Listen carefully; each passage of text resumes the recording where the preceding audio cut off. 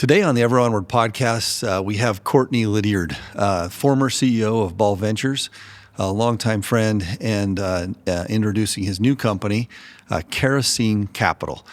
He'll be the owner and CEO of Kerosene Capital. It's going to be great to get caught up with Cortney and talk about what he's been up to in the future.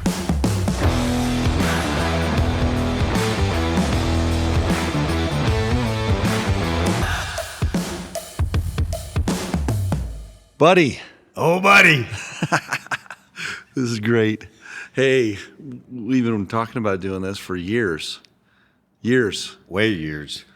You're good at it. I'm not great at it. No, this is great. This is awesome. You're over in town because last night we had our first kerosene chat. Yes, That was awesome. amazing. It was so fun to have everybody here. Everybody's probably sick of me. I haven't seen anybody for a year, and I'm hugging everybody, and they're like, No, they're "Hey, like, what's wrong with this you, guy's dude?" so full of love. Right. Well, so a little bit of backstory. So a couple years ago, we decided after COVID. Well, we did the conference in Sun Valley. It was kind of a thank you to our business partners, and Right. it was a great event. And then we rebranded it, which was really fun, as Kerosene 2 years ago, and had a great event. I mean, that thing was awesome. That was a lot of fun. Had it down on the Lively. Then remember the rainstorm. Had yeah. Vincent Neil Emerson come play, and then Picture underneath, under everybody outside trying to protect themselves, but they wanted to talk so much. at the perfect time that rainstorm hit. But then obviously last year we took that year off. A lot of change. A lot of change, and then this year we're going to have Kerosene again this fall, which is a 2-day kind of leadership kind of conference here in Boise. But we thought, well, why not do these periodic times, kerosene chats we're calling them, where we can bring someone in and have them. Well, we do so much business and we go so hard all the time. It's just crank. It is so nice to take a minute and invite those people in that are so important to our business. I know relationships. I mean, one thing I've learned from you, relationship, right? And so last night we had our first one. So we had Scott Gatzmeyer from Micron. I thought he did a phenomenal job. You know, just hearing him talk about the process and dealing with whether it's the internal workings, where are they going to place it, what's the strategic advantage of the locations. And of course, here in Idaho, you know, there's a little bit of good, a little bit of bad. We're the perfect place. But on the other hand, the thing that makes the state great is we're still small. Yeah. But perfect location, hearing about the process that they went through, you know, coordinating with the governor's office about, okay, how are we going to do this? Because they said something, you know, last night talking about the construction jobs and 1,500. And when Scott said, well, it's just getting ready for the 15,000 people. Right. And that's impressive. And to think, I didn't realize that the whole campus was, 800 acres now? 800 acres. And I'm from eastern Idaho, so I know what 800 acres is. What was interesting is he, like at the top of his head last night, most of the things he was saying I had never heard before. Right. About the process, about the statistics, about the competition with other, like the other countries, the speed to market, because they're up against other countries. It was really cool. He did a great job, and Holt Hagen did a great job.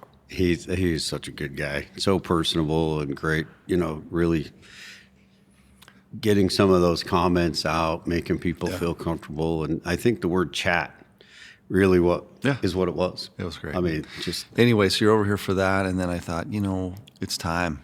Yeah, it's time. You're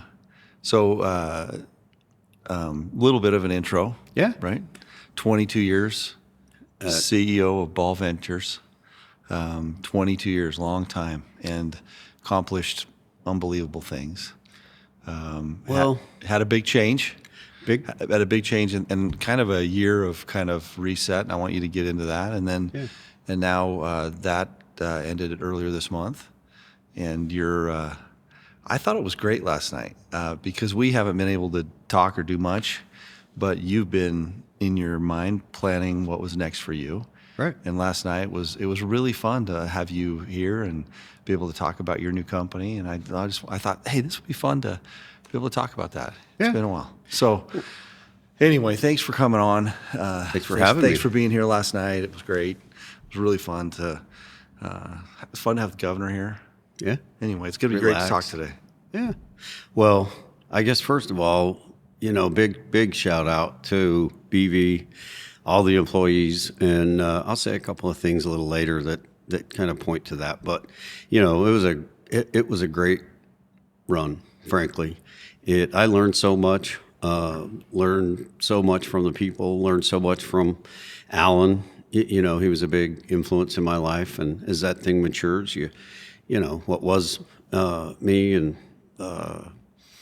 I need to not use the words I normally use, but half-assed bookkeeper and a secretary who thought she had my job because she got Alan's coffee. Just a bean counter from Tooele, Utah. Just a bean counter. Just a bean counter. But, really to see that go from a gravel pit to what it's become. And I think that, the older you get, the more you reflect. And really, at the end of the day, was on the backs of those employees. They did it all. And, that's just a big shout out. They just have a phenomenal staff and have done some phenomenal things. And we've done some phenomenal things. But, the people really, that's the lifeblood and the core. The people really matter. But, kind of. Well, and can I, Yeah. like, anytime there's big changes, it's big changes, right? Let's not, it's It's a big change. it's big change, right? 100 to 0. But I think I want to just piggyback on what you said. Like, it's just immense gratitude, right? Totally. And I think that's been the interesting thing is just gratitude for, just years of really great stuff. And with BVA, right? Oh, we really hit the gas. BVA was so, probably as a time of my life, just one of the most energetic, mission-driven, and I want to hit what you just said because I think of like Tari Molofua, right? great I'm gonna guy. get a little emotional, man. Right. I think about that guy and what we did together and the teamwork that we felt, and just I'm so grateful for that experience we had, and it was wonderful, just Right. wonderful. Right. Lot of synergy. And still relationship there. Just to be, it's still have a lot of assets together and great people. Right. And anyway, a lot of gratitude for a lot of folks that made a difference in my life, and Right, mine I know too. for you. You bet. Well, maybe getting kind of back to that year, people, I get asked all the time, well, geez, what's it like, or what was it like? And, Well, it is interesting because I've said this, like you have a lot of qualities. Before you get into this, right. why it was so interesting is I've never known anyone with as much capacity as you, ever. And I've known a lot of people in my life. I'm a good salesman. Nah, you're more like, it's just capacity. You would like, I had met my match when we started doing business together because I'm like, this guy never stops. And he's so, you are an accountant. That's your Right.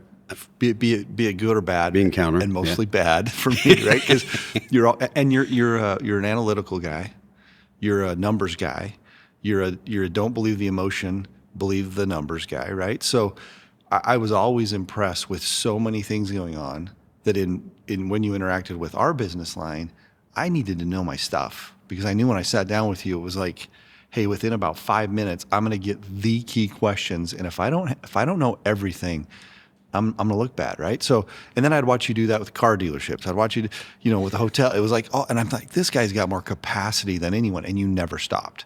So I think, well, yeah, I'm going to tell a story to kind of demonstrate that capacity. You also are like that in every asset of your life, whether it's riding bikes or going hunting. So the very first time we go hunting in North Dakota together, I'm going to tell the story. I've got a story or two to tell there too. Like, I begged you for years to go, first of all, and you would never take me. And I felt bad about it. So finally I get the invite. And now I realize why. This is a very special thing for you and your brother. You have all these little secret places there.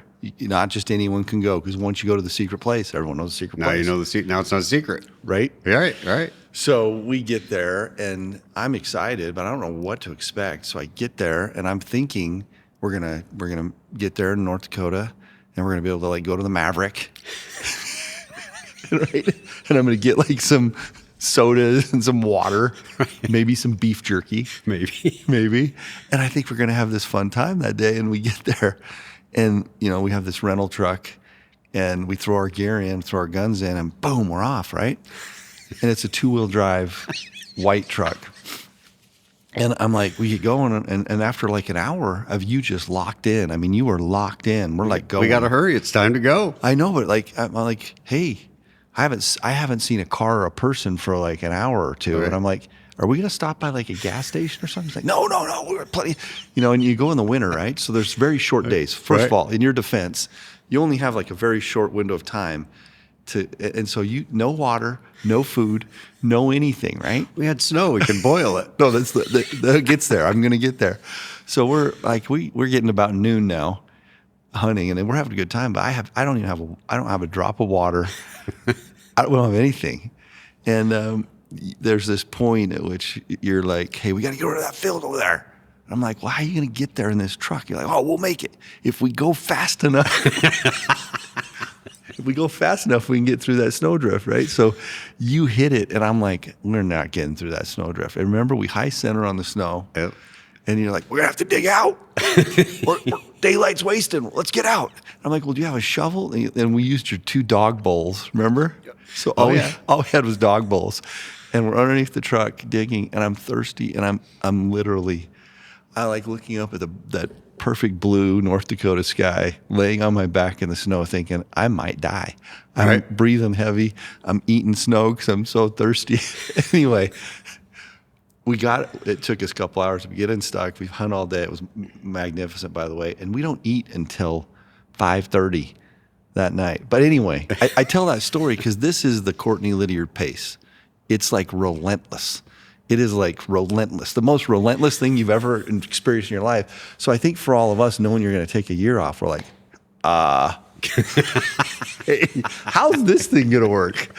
And knowing that Jenny had to put up with you every day, I'm like, okay, this thing's not going to work. I think there was genuine concern for anyone that knew you. And, in all fairness, you might not be the first person who brought that up. But that time when we were in North Dakota, I look back, and that's, I would say like you said, when you go from 100 to 0, yeah, literally, you have time to really think about things and what matters most, and what in your life, what do you treasure most, and thank goodness it's not like being up in heaven looking down, right? But it gives you a chance to say, okay, well, what maybe now are some of the regrets I have. And, I don't know, honestly, if I'd change a lot, because I do have that energy. And I look at that time, I was so excited, like, man, all right, you're in the circle. We're going to go. And this is so special to me. We're going to do it all. We're going to do it all in 2 days. And there's thousands of acres, and we're going to do every square inch. And, there's so many things in that trip that I look back at, like the snowdrift. Yeah. And I think this is, if you're a doer, I think it's in all of us. I know it's in you, because I've had this feeling like, what in the hell are you thinking? And just like the snowdrift, like, oh, we can make it. Let's go. Yeah. And let's just push right through it. And I think that's something that's core of my personality is, I may not make it the first time. I may have to dig out with the dog bowl. But by dang, I'm going to make it through that drift, because Tom's got to have a good time. We're going to go. So, and the other thing, I've got a picture, and when we were there the second time, we're in South Dakota, my favorite place, and we'd had such. Hey, we're not going to tell that story today. No, it may have involved a little. Yes. Just tell it. No. Well, it was a totally innocent mistake. Just so people don't think there was like we're in North Dakota. You're like, let's go to South Dakota. It's right across the border. Right. Like, okay. You're like, well, you got to get online and get your licenses. So you buy your license on your iPhone while you're going across the border very quickly. And you may have put the date in by 1 day wrong. I did. One day. Right. 1 day wrong. And I grew up hunting, and when that nice officer comes into the field, he was in it to win it, man. He was in it to win it, and he starts telling me about you're hunting after hours, and I'm looking at him like, what are you thinking? I can see. I've hunted my entire life, and this, after sunset thing, I remember telling him, well, what am I supposed to do? Be pulling out my phone and watching the Weather Channel? I mean, it was 15 minutes after, something like that. It's like, I didn't know that this was like this. Hey, but the good news, it all ended all right. Yeah, it ended up great. A lot of lessons learned. And, honestly, so back to that day. Okay. So the two things. So one is, again, I want to make sure you have a good time. And I'm down off in this little draw, and I hear this shooting. Boom, boom. And I'm like, oh, it's getting into it. It's going to be great. This is going to be great. Boom. And I remember like, okay, there's no more shooting. I come back, and I look over, and you're going back to the truck. Oh, this was so funny. Well, hey, in my defense, you hunt so hard. And like the first 4 or 5 fills, I mean, it's and you're going. I'm just trying to catch up, and I'm literally thinking to myself, I don't think I can do this all day. I'm going. We got our dogs, right? We're having a great time, but it's beautiful. So every once in a while, I just sit down and go, I'm tired, right? But I didn't see any pheasants. So then we go into this other field, and I've got a box of shells. A box. I know, it's a box. And you're like, you just wait. When we get into them, it's going to be incredible. Well, I run out of shells. And there are birds everywhere. And I'm just like, you're walking back, and I'm like, out of shell, man. The limit. He's like, well, I got one. A box of shells, and you got one? Hey. Oh, man. It's a different story today. You've been practicing. No, but it was embarrassing because they're hard. Yeah. You're chasing them across by the time they get up. Oh, yeah. Yeah. Hey, the other thing I remember about that trip is that it was your dog's last trip. It's a cool story. Yeah. Yeah. I got a picture of you with I had it framed. Trigger. Yep. You had that dog forever, and you're like, I got to take him. I think this is going to be it. It's his last big hunt. And you know what? He got to hunt with my new dog. And then he made it home. Made it home a few months later, on to bigger and better. That's one of the things I'll always remember. I got a picture of him, and it's kind of, not to wax, too emotional, but if I think about how I want to go out, I want to be Trigger. Yeah. Because there's a picture of him. He had just gone, and if you remember, I brought my new dog. Yeah. And, Spot. Yep, Spot. And, Trigger's got all this experience, and Spot's just, hey, where am I going to go? What am I going to do? And Trigger's just, okay, let the young go. Okay. And he brings this bird back, and I've got a picture of him laying on the ground because he's tired, and he's kind of looking at me like, hey, bud, this is it. This is my last one. I'm not getting any more of these for you. And it was, I think everything in life, whether it's the death of a dog, change, there's good and bad, and you have that flood of memories and appreciation, and that's just another moment that I think kind of is germane to where I'm, the last year, frankly. So so go to this. Yeah, so just a picture. I've got a picture of you against my Jeep, not the muddy picture, but the good picture, like it was staged almost. And it's just, when I look at that, it's like peace, accomplishment, friendship. Yeah. It's everything that was important to me. And as over the last year, I'd stare at that picture and my brother and when you have a year to think, you start thinking about what's important. And so if you were to, people ask me, well, what was it like? What was it like? And, I just tell them, hey, this is the worst, best experience of my life. Because, was it easy? No, you go and you say, well, what am I going to do today? I got to go, I got to up at 5:30. And I remember my wife going, hey, bud, you don't have to get up at 5:30. Like, keep going. No, she goes, hey, bud, like, what do you have to, like, what's at 5:45? I'm like, you got to get up. Well, what exactly do you have to do? And so, luckily at that period of time, I live in Rexburg. Used to live. So I did a lot of things you're not supposed to do in a year, like leave a job, sell your house. Thank goodness Jenny didn't divorce me. But I started taking my dog. My brother always is going with his dog, not on hunting season, but, running it, keeping in shape and outside. And, I was always jealous of that, right? Way jealous. And being able to go do that now is something I do to this day. Like, if you said, well, how come you got to get back? Well, I got to go run my dog tomorrow. It's like this special time. But that really gave me a lot of time to kind of reflect and, run my dog up in the fields and see things I've never seen. I had no idea we had that many elk within, it's about 3 miles of my house. I've seen herds of 50 elk. I'm just sitting here while you're talking. Like, isn't that like the most peaceful thing Been though, great. ever? Yeah. Like being in a field with your dogs. Like, Yeah. I mean, like it's simple, but like I think of like the clarity and the. I mean, you're in nature, and there's some special bond with the dog. I'm thinking Right. about it's Right. it's just awesome, isn't it? And unlike some places I've hunted and thought that trespassing was just a guideline, I actually asked for permission. And so, it was great. And, the other thing that I wanted to make sure that I got out there today is, my dad was a huge influence on my life, and so was my mother. I mean, they had such. My mother's still alive, by the way. She's the toughest person you'll ever meet. But my dad, I would have a big decision, or most of the time screw up, and he'd say, "Listen, bud, you can't change the past. You live in the present. All you can do is affect the future. So what you do next matters most."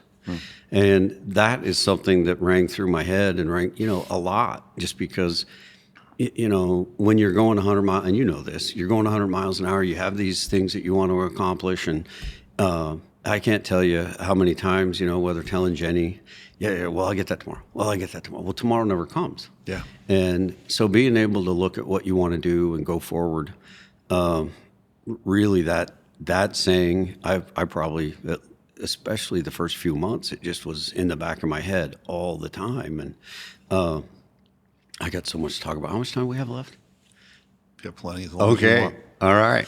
So, as I trying to take that, figure out what I want to do, one of the goals, and something that Jenny talked about, was I'm going to do something. I'm going somewhere every month. Like, I'm going to go. And as you know, and a lot of others know, I've got this motorhome. And I come from a family of truckers. My wife's family is her father built a large trucking enterprise, and so they all know how to drive. And so I'm in this, 45-foot motorhome, pulling a trailer, a flat deck trailer with my Jeep on it. Man, it's probably not something I've done all the time. And so you would think I would ask for advice. So I do. Crickets, except for my brother-in-law, Beeper. He's like, oh, yeah, you got to take 25 over here. And don't. Hey, by the way, I love the fact that your brother-in-law's nickname is Beeper. Oh, it's Beeper. Some people know him as Beamer, but it's Beeper. And he's the only guy. Like, I would be, okay. So the first trip, we went from, up in Rexburg down through Moab. And Beeper said, no, you got to go. Have you ever been across the Indian Reservation? And I'm like, no. I've flown over them. And he's like, oh, yeah, there's just, and he's telling me I got to go by Shiprock. And make sure when I get to Gallup, I take over on, what is that, 70? Anyways, take off, 40-something, this highway. And I think this next piece that I'm going to tell you is something that really, really highlighted the last 12 months is I can do whatever I want, right? I could, and I'm a really pretty curious person. And so we go down to Gallup. We're going east. We go through Albuquerque, and one of the very first auto dealerships that we looked at buying with Mario from Teton Toyota, who Mario is just an incredible, he's an incredible individual. Unbelievable. Was Clovis, New Mexico. And so I was bound and determined to tell him I went to Clovis again. So I'm driving over to Clovis, going along, and I see the sign, Fort Sumner. And the light goes off, and I'm trying to stop. Because, you don't stop exactly quickly. It's not like in the little Volkswagen hitting the brakes and you stop. And so, I finally get things stopped. She's like, Fort Sumner, why we got to go to Fort Sumner? I'm like, that's where Billy the Kid is buried. He's everybody's hero. And so we get turned around and we go to the Billy the Kid Museum. And needless to say, you might guess we were the only ones there. But so that was our first trip. And I got a really good friend down in Midland. And, to be able to get up one day and say, I don't want to stay in Lubbock anymore. I want to go to, down to San Marcos, Texas. And we went a lot of places, and I've been a lot of places for 2 hours. And, I don't, people are like, oh, I remember going to San Marcos the first time with a really good friend of mine, Mike Starcher. We were looking at a project. He's like, yeah, he kept talking about this great barbecue. And we go look at the project. Okay, great. I got to go. And he's like, well, we got to go to the barbecue. I'm like, what? We're not going to stop. We got to go. We got granola bars. Let's go. And At least he had granola bars and water. and water. We didn't Why have was he water. complaining? Right. We didn't have water. And, he's like, well, I kind of, to this day, when you talk to him, if he knows me, he's like, yeah, that's the dirty, rotten, that wouldn't stop. But so back to, we went somewhere every month. And, whether it was down the coast of Oregon, which has its own set of funny stories, whether it's, all over. And the thing that I worried, and so Jenny, my best friend, partner in life, the most patient, it's a good thing she's opposite, most patient person. However, when it's, and she's like, yeah, that'll be so great, man. We can just go somewhere just wherever, and I'm like, hey, great. Because I got a little hippie in me. People don't know that. I'm fine just going and exploring. And so I think Turks and Caicos in May is what really highlights this. Because I am bound and determined. I've never been there.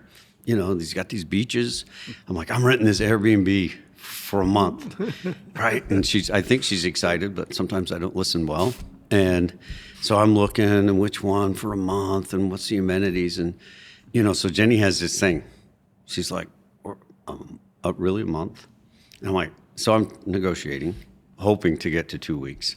But she's got this 10-day thing. She's like, well, we're going to go to Hawaii for 3 weeks. I don't know, 3. Oh, boy. And, so she has this 10-day limit. And I'm thinking, what do we, why? Why do we, well, we got, and geez, like, what do we have to do? Yeah. We don't have to. Yeah. And so I've learned about the 10-day rule, and I'm still working on 15 days, but we're getting there.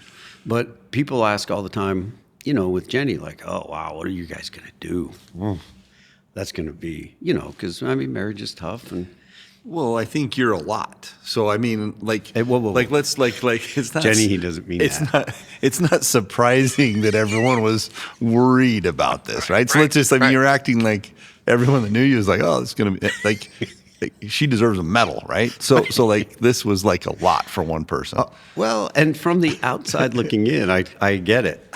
I understand. But what and this is the other thing about this year has been, what are the blessings? And I was never nervous. And frankly, even if you were to ask Jenny in a private moment alone, never to be recorded, she would tell you the same thing. At work, I was the boss. Yeah. And we worked together for 17 years, 20 years. And, at work, I was the boss. And at home, she's the boss. And unfortunately, the last year, she's been mostly the boss. But that was always our balance. And frankly, we could go for 10 days. The 10-day thing, I don't really get. I'm going to tell you, it's not me. But well, she's I think it is cool to watch. She's awesome. And she's your best friend. You bet. She's your rock. She's everything to you. And it's a great example of what a marriage can be and should be. And it's been cool. Well, and that bond is unbelievable and only made stronger, fit. Right? And, she was always the rock, hey, here's the schedule. This is what you got to do. This is what we have to. And it's no different than driving the motorhome. We're figuring out where to go. There's this huge rainstorm. Yeah, I don't remember. It was out in Oregon. And it's coming down, and she's over there navigating. It was just what we do in life. I'm driving okay, thinking, and she's keeping me on course and where we got to go. And so, just like that moment, that highlights our personalities, our marriage, and how we interact. And we literally would go for a couple of weeks and not really talk to anybody. And I don't think very many people in life can say that about their best friend, their spouse. It's just those little things that have come about the last 12 months that I realized, man, I am like the luckiest guy in the world. Isn't that it's been, when you go through something, looking at it with gratitude, and what can I take from this? What can I learn? You just said, how do I reflect? Mm-hmm.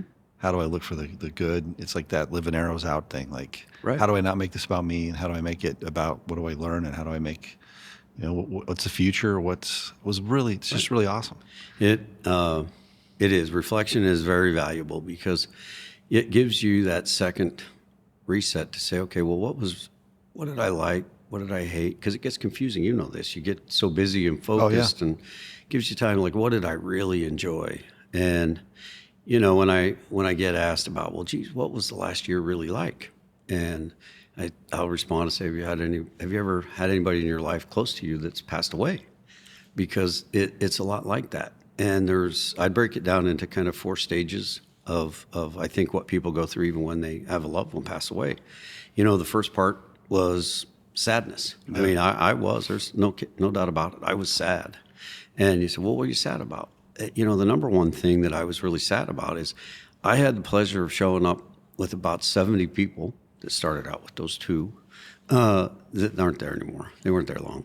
And, of 70 people that I genuinely love. And, I would say maybe half of them loved me, but I loved them and I loved the employees. And, that was the hard part, because constantly I'd be walking around and wanting to call, or, I used to walk around the office. I'd walk around the office, 2 or 3 times a week, and I'd go different routes so I could say hi to everybody. And when I left, we have glass, like a lot of glass, and which we have a lot of glass because of you. Like, I'm not the creative guy, but I come over here, I'm like, man, that's pretty cool. We needed to do that. But I wrote them all a note because I wanted to remember that I cared. And, so that first part, loss of being able to, interact with the partners. And then there becomes a part of you that's angry. And, what are you angry at? Well, I'm angry a little bit that I don't get to see them anymore, or I don't get to interact with the partners anymore. And, and not, nothing, it's just a life of something evolving, and you're kind of angry. We don't like to change. You like to change? I don't like to change. Yeah, none of us do, right? And you're angry, like, I got to change. And then I think that really puts, then the next, I think 3 months, I kind of put it into 3 months each. And the next part is reflection. Yeah. Not quite peace yet. That comes next. Reflection, like, okay, well, what really, relationships, well, what are all the positives? What did you really learn? What can you take away from this? Frankly, and also you learn most when you make a mistake. So what were those mistakes? And then I would say the last part around Christmas was kind of, okay, peace. Those people are still my friends. I still get to see them occasionally, and they don't get texts from me anymore at 2 a.m. But it's just kind of peace. Okay, now I know what I want to do going forward. I know I don't want to work 70 hours a week. That deal's over. I promised my wife 20 to 30, and then I remind her that that's average. So some weeks might be 70, some weeks might be 0. But, kind of defining that piece of being able to say, look, I can make my own world. I can do my own thing. And, what am I going to prioritize? What am I going to let go of? So, isn't it? I was just sitting here thinking about. In fact, I said this week to somebody, and then I realized life is long until it's not. Right? Mm-hmm. I mean, think about all the chances we have in this country, and the opportunity we have to kind of reinvent ourselves, to kind of learn, grow. Wisdom comes from bad experiences. Bad experiences come from lack of wisdom. All these things, right? You kind of go, okay. But you can reinvent yourself so many times and kind of re-figure out, okay, what can I take? What's the good that I can take?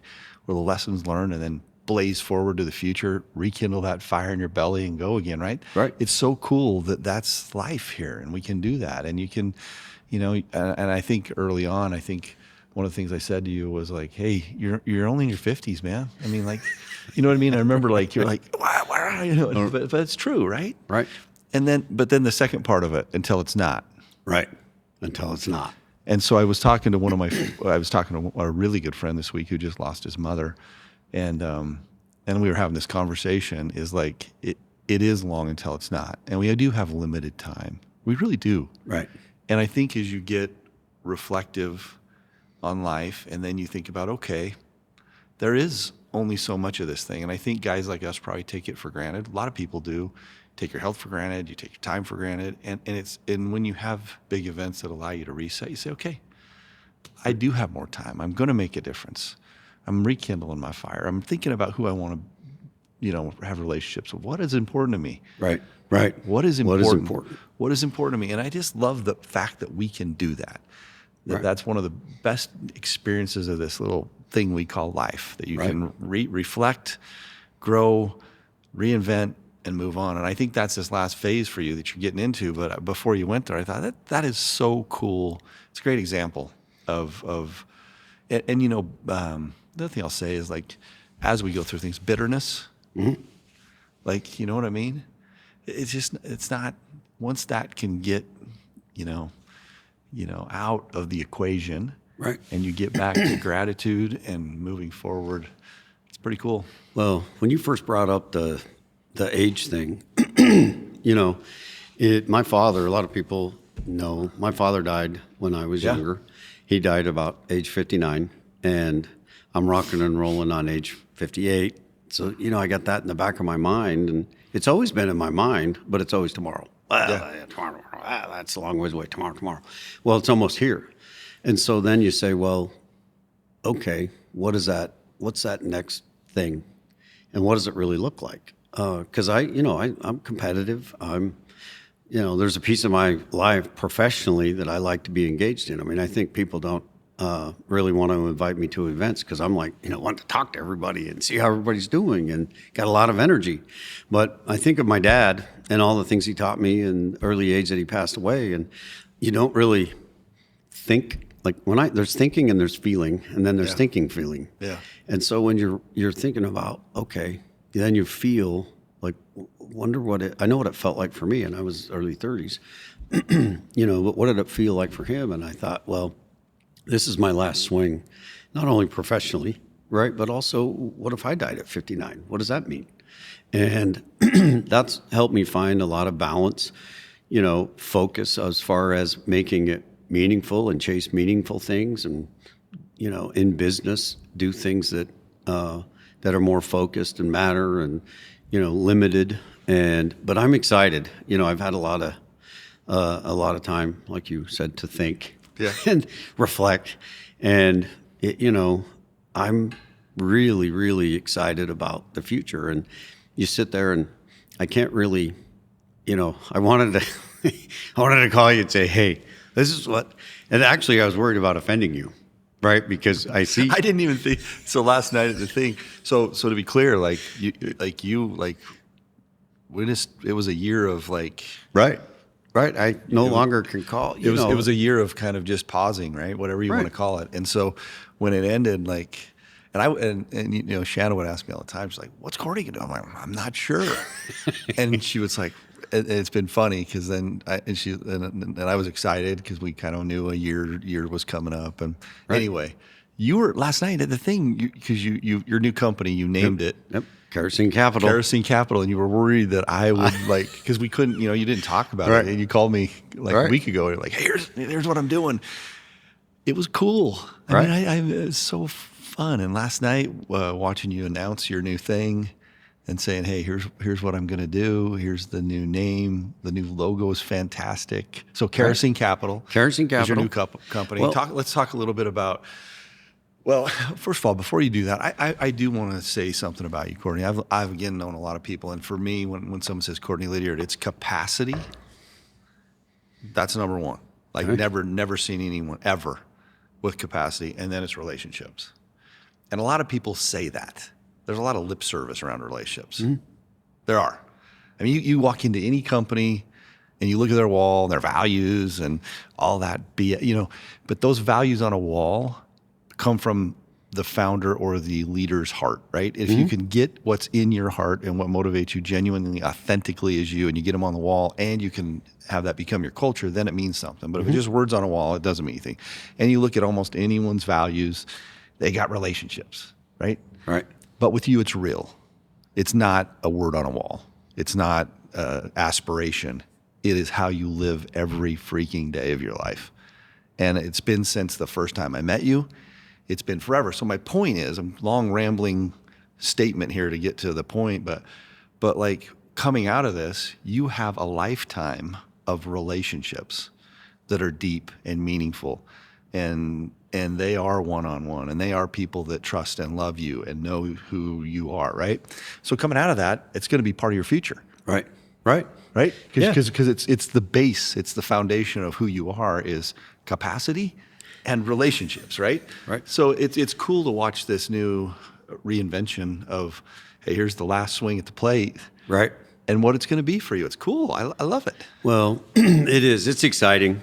And, relationships are everything. And when you have that pause, you think constantly, well, are they going to return my call? Are they not? And I called a joint friend of ours that had retired that was, ran a very, very large organization. And I said, well, how is this going to go? And he says, well, you think everybody's your friend. And I'm like, that was the first moment. I'm like, they're not my friends? I thought they were all my friends. And he said, when you reach out to another leader at an organization or whatever, somebody maybe that you don't go to barbecues with, but you think is your friend. He said, if you, out of those 10 people, he said, 2 aren't going to call you back. I'm sorry. 2 aren't going to call you back. And the next 6, they're going to call you back. It just, that hour that you're used to, it might be a week. And I'm like, oh, that's going to be tough. How's that going to work? And he goes, but there's 2. There's 2 that will text you right back. And so, the first time I sent a text to You're one waiting of to those, see if it were what percentage. I did. And I'm looking at my phone going, I sent it. Because you don't want, you want to know the answer, but you don't really want to know. Is they going to respond? And I'll tell you my experience, and I'm not saying this in a boastful way, it's just to your point about relationships. Yeah. I'd send a text, and I would say, yes, I had the 2, no doubt about it. But the other 8, they're still my friends. That's awesome. And they're still wanting to engage and interested. And I wanted to, after the 31st, when I thought I'm going to reconnect. And of course, you're not in real estate and not needing financing, right? And capital. And so I thought, well, I'll call this EVP of real estate for a large bank and see how that, see, can I get an appointment? Will he even answer me back? And boy, he texted right back and said, yeah, well, I don't know what you're going to do. I want to hear how you're doing and what's next. And, how's next Thursday? And I remember telling Jenny, hey, he's one of the 6. He's one of the 6. That's awesome. And, because like you said, relationships are everything. And maybe back to Kerosene a little bit. That event, I just really look at that event, and that highlights so many things. It highlights relationships, and not only with, bringing some of those people to little old Idaho from, Wisconsin. Yeah. It really is the relationships between you and I, between the employees. And because one thing I've learned from you is, definitely you've got hey, what do you mean they say we can't do it? We can do this. You've got that more than anybody I've ever met. But really between, hey, well, what's this going to be like? And of course it's going to be here. And I'm thinking, well, we get to here maybe. And, you pushed. And I look at the people that attended. I look at the people that spoke, the venue, all of it. And, it was just phenomenal. And a lot of energy. So many people came up, and they have a good speaker is one thing. And because I've told people a lot when you attend, oh, boy, speakers were great. And in my mind, I was thinking, when do I get the heck out of here? But people were genuine. And I thought about the energy coming out of that from all aspects of business and friendship and, people, just relationships that were excited to attend. And I thought, man, I really like that name, Kerosene. But Kerosene is something you came up with, right? And it was. Yeah, it's funny because where its original thing is, it was in the ER, because in the ER, tons of it's just hard. And so I would always say to my team, because I was talking about this the other day, when you're in the emergency room, I'm really glad that's, and I always liked sports and played a little college basketball and was always part of my life. But then when I went into medicine, I was attracted to emergency medicine because it's very team oriented. like you have someone come in off, you go unload them from an ambulance and they're having a cardiac arrest. At the same time, you have someone in the lobby who walks in and passes out having a pulmonary embolism, and you are working a night shift. You're the doctor, and I'll tell you, every single other person in that entire place has to be on the same page with you, or bad things happen, right? So you're constantly trying to motivate people. And I always prided myself, and I still run into people. It makes me feel a little emotional because I saw someone a couple weeks ago, but like I always prided myself in like the phlebotomist, the person that came to draw blood, the X-ray technician who comes down to help you, the unit clerk that most doctors didn't know their names, right? Those people all mattered. So one of my sayings I always had was, hey, in order to work these night shifts, you got to have kerosene in your veins.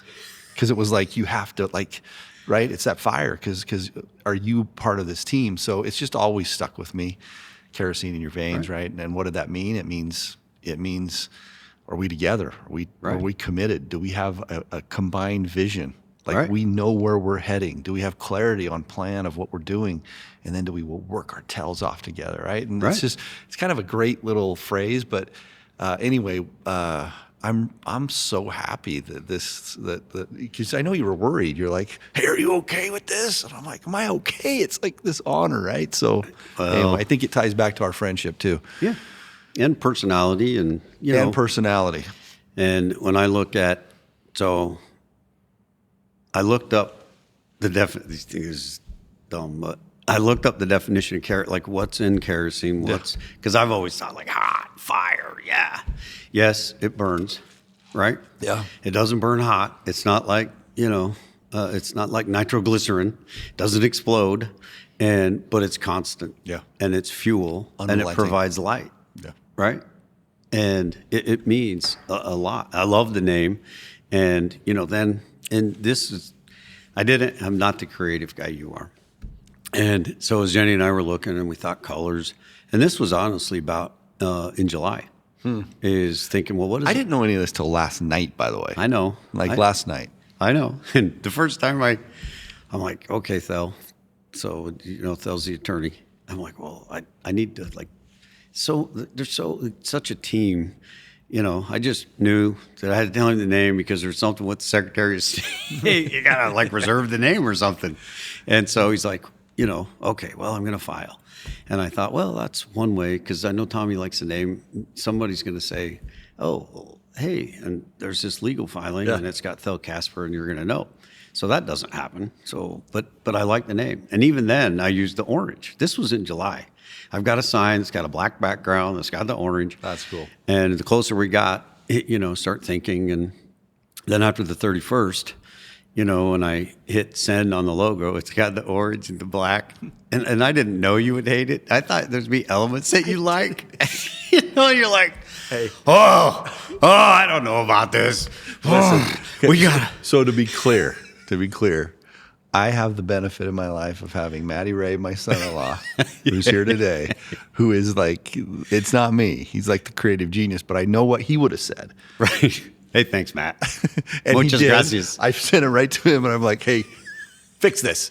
But the color, let's go to the color. Yeah. Because for you had to put orange in there, and it meant to you, and it was so funny. It wasn't until last night. Oh, really? Last night you pulled me out, and it's the same thing when we did our rebrand. I told Matthew, I said, I want Hunter Orange there, and he's like, yeah, and I'm like, yeah, I want it to be Hunter Orange, because I think it's pretty cool, dude. Well, it's pretty cool that without any communication, that was the bond, right? That was the thing, is, hey, going forward, that means something to us. And it's fun. And like we started with kind of the hunting, the experience and stuff. And anyway. Well, this is when it dawned. This is when one piece of it connected was last night when we were here, and I look over and I look up close at the period, and I did not.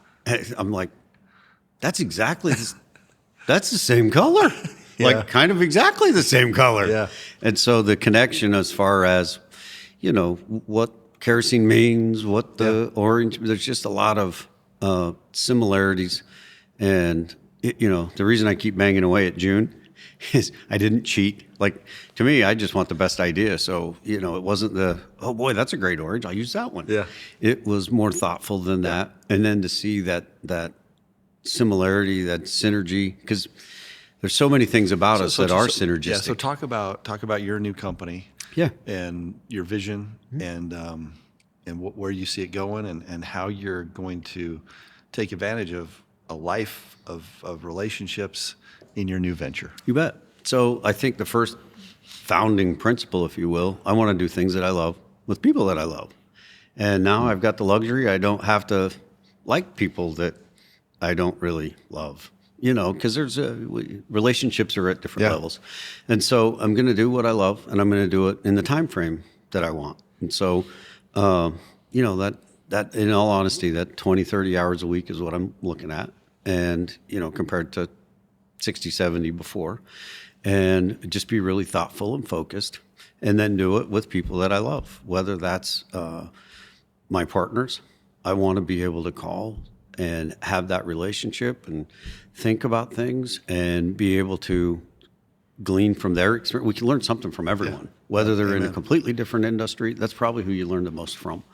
And just involve some independent people to help with some of the decision making, people that are my senior and that I've respected forever. And one of them led a very large organization as a lender. And Rob and I, there are times that he told me no, and I didn't like Rob. Well, now I want him to tell me no because I like Rob. Yeah. And, involve some great people, do great projects, of course, yes, real estate focused, and be able to do it with people that, I really care, love, and trust. I have the luxury of being able to decide which of those people do I want to move forward with. And, I can't tell you how exciting it is and energetic to be able to do that. And, because they exist all over, all over the country.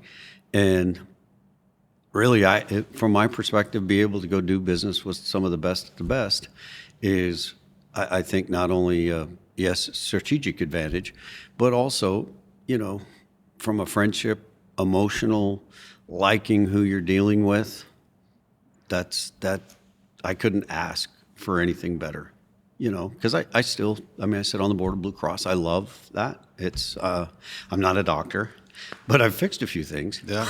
But, be able to, anyways, be involved in Blue Cross. I can't say enough good about that. Great company. They do great things. I love being a part of it. Work a little bit with the state on the Idaho Parks and Board, being able to see, believe it or not. So when the governor first asked me, I'm thinking, like, I got to tell you, Gov, the campgrounds, we got a problem with campgrounds, of course, but then realizing who's there. And I remember telling the governor, like, hey, we got to run this deal like a business. And in fact, during my little confirmation hearing, I got maybe a little passionate and just said, look, this is a business. The state has a business. And Susan, the director, Buxton, does a phenomenal job of trying to, hey, we're going to run this. We're going to have metrics. We're going to have what's the return on assets. And are we really doing the best job for the state as a steward? And they're forward thinking. They're looking at joint ventures between different departments at the state. And, so that's exciting. I want to have time to give back to the state, to others. And because let's face it, I love to live here. You love to live here. I do not want to live in South Dakota. I want to be a visitor for a week or two a month or a year. But Kerosene Capital is one of the things with, I never owned a share of stock of BV, but emotionally I owned it. Yeah. And, again, just great company, great employees. But now I've got a chance to own, own a piece of it and own what it means and the brand and how it's perceived in the community. And then, what I own is me.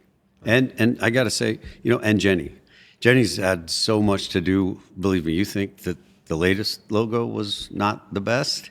I've got a million of them that she's already thrown up on. Matthew, Matthew, you don't want version 1. Don't get version 1. No, but hey, well, hey, this has been the best. Yeah. Yeah. I can't. It's the amount of energy. One of the things that I wanted to maybe kind of end in on here is the energy you bring to life is infectious. Whether that's in a 2-wheel drive truck going through a freaking snowdrift that we had no business even trying to go through. We made it. And then like literally an hour before dawn till an hour after dusk, and then we finally get back to the hotel to eat our cheese curds. Oh yeah. but like whether you're hunting or in business, it is the most energizing thing ever. It is. It never stops. It's thoughtful. It's metric based. It's like I just I love the partner. I love the partnership. I love you. I love you as my friend and as my business partner. It's been a wonderful ride together. And now V2 is I just is going to be with gratitude on the past and with absolute fire and excitement for the future. And here we go. I'm ready to go, and just bring that energy. And you've got energy. And one thing that I've noticed about you over the years is you always, if somebody's got a problem, whatever it is, you drop everything and this guy needs my help. Not business related. This guy needs my help. And you're always willing to help them. And that's frankly been I needed to slow down. And, because I love to help people, but I've never seen anybody with that. And there's a lot of takeaways from people that I've met. But that is something that just always has stood out. And at a time in my need, which we don't have time to go through, when you would tell me, well, there's a story here. We got to have this test. I'm like, I don't want that test. Yeah. And, well, I'll tell you later. And I'm glad you didn't tell me on the front end. But sorry for another day. But I want to make sure that shout out also to all of the people. You know who you are. I just appreciate you to death. I owe so many people so much gratitude. Thank you. Nobody does it in life on their own. And it's really the relationships, the people behind you. And I've just blessed. And first with Jenny and then with, there's too many to name, but thank you. Well, this has been great. Yeah. And thank you for your relationship, friendship, and example. Okay, buddy. All right. Do it again. Yes, sir. Thanks, everybody. Let's do it.